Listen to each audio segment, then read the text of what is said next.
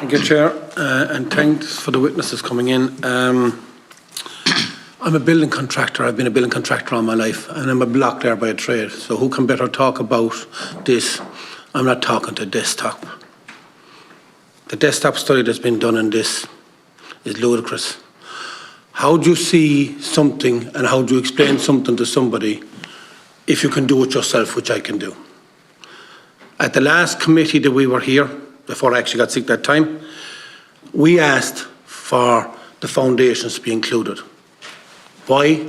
Because the new building regulations to build houses means that your walls are wider, your insulation is wider within your household, your roof timbers under new regulations are heavier, so they're going from 4x2s to 7x2s or 6x2s. Your roof loads, everything is bigger on a foundation, and the old foundations were based on a roughly around, which they used to call at that time 18 inches wide, and they used to go 18 inches depth.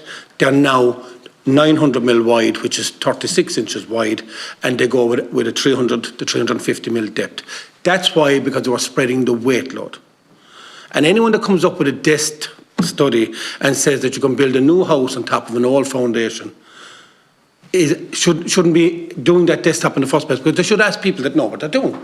And how better ask the people that know what you're doing is ask a contractor. Now, we've been looking here at people that are on the NSAI, and you've been talking about people that are actually on the group. As a contractor, and I'm still a contractor, I get a weekly update on price increases. From the same people, of some person that's on that group, I've got 3 increases in the last 8 months. And they're after getting a 5% levy on every block and concrete product that goes into a house. And now they've hit us with a 30% increase in our products, which are trying to build houses for these people that have been affected. And they're sitting on the board of the group. If people are saying have they a conflict of interest, is that not the biggest conflict of interest you're going to have? And the government are standing idly by and watching this. They're taking advice from people that know nothing about building. People then got their houses insulated, pumped insulation. And I asked at the same, on the record here, Chair, I asked for it, for any house that was going to be insulated now with a pumped insulation, I asked for them to be tested first. And if they don't have pyrite or mica, that they then can be pumped with insulation.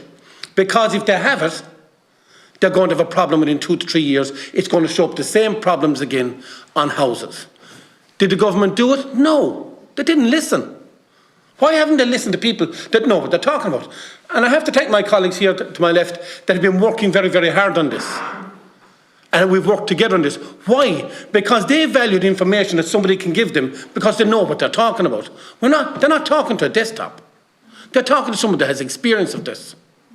So why doesn't the government listen to people that actually have experience in the field and are qualified in the field of building buildings? Why? Because they look at a computer and they say, if it's written down here, it has to be true, but it's not practical. And it goes back to what I keep saying, common sense is not that common when it comes to policy making. Why? Because people are making policies that don't understand the practicalities of it. So we have people coming back to us again, pleading with us, telling you that the system that you have is wrong, and you're still not listening.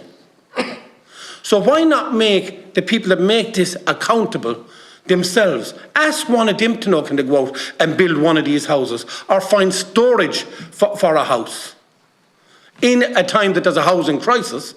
Yeah, but sorry, Chair, the last speaker actually got 2 minutes overtime and left people speak back. So, and if you're being flexible with everyone, I'd like you to be flexible with a person that actually knows what they're talking about. It's just reminding you, Deputy O'Donoghue, and I do have other people to bring in. I understand that. Restricted time. So I understand that. You go back into the pricing and you're saying 420,000. At today's market, if you're lucky to finish a house outside of planning permission fees or any other engineer fees, that's 2,100 square foot of a house. That's on today's costings and rising. And we're 8 months, 9 months out of that system. That's why, Chair, it galls me, and I was missing for a lot of this due to illness, but I'm back now. But the people that are involved here need to be held accountable. And if they have a conflict of interest, they should be off of those boards and made sure that they're there. And I see it on a weekly basis, as I said myself. The paperwork comes into me and shows me the increase day on day. So I fully concur with everything that you're saying, and I will do everything with my colleagues to make sure that we actually get people that are listened to, that understand what they're talking about, to help you.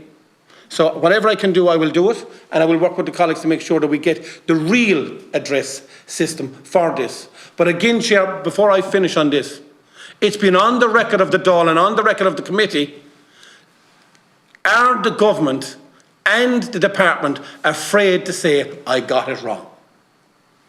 That's what they're saying, because they're looking at it, we got something wrong. Why? Because we didn't listen. So that's the question that I have to the people that are frustrated here today, that come back spending their time here to address people that are suffering. Are we going to say, from yourself, Chair, from this committee, are we going to ask for accountability within those sections? Okay, thanks, Deputy Trinity. And I had said at the outset of the meeting that the questions that are generated here today by the groups, they're the ones we're going to put to those agencies when they come in. And I'm keeping a list of those questions as well. And for our witnesses, and things often occur to you after you've left an Oireachtas committee session.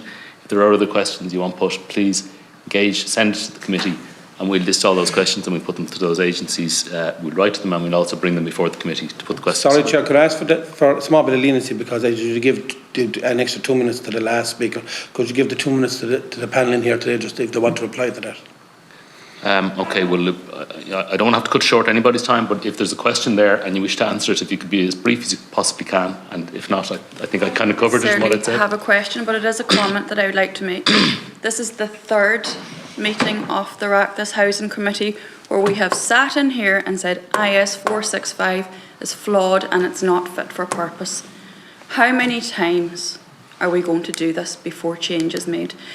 There was a comment that really struck me that was made in the committee room in the 2022 meeting, and that was from Damien Owens of Engineers Ireland, and he had said, until all the research is there, none of the research is there. We have a lot of research. Government can't disclaim responsibility anymore. IS 465 is not fit for purpose. We can't, as much as they would like to, pretend it doesn't exist. It exists. Okay, thank you, Ms. Ward.